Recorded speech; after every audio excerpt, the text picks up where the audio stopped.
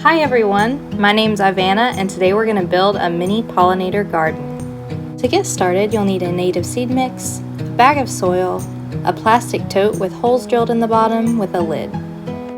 We're going to take the lid and put it underneath the tote to catch any water that goes through the holes.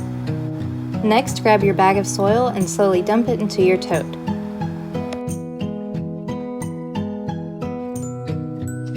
After you're done filling your tote, grab a cup and save a little bit of soil for later.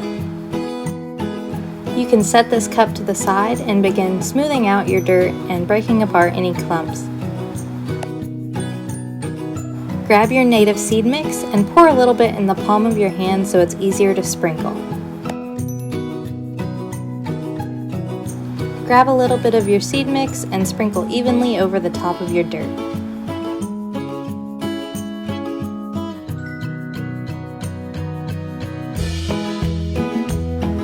Grab the soil you saved from earlier and gently sprinkle it over top of your seeds.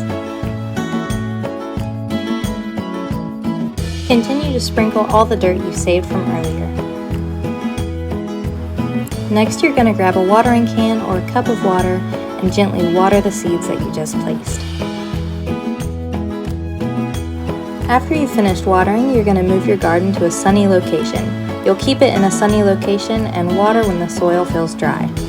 In a few weeks, you'll start to notice the start of your brand new plants.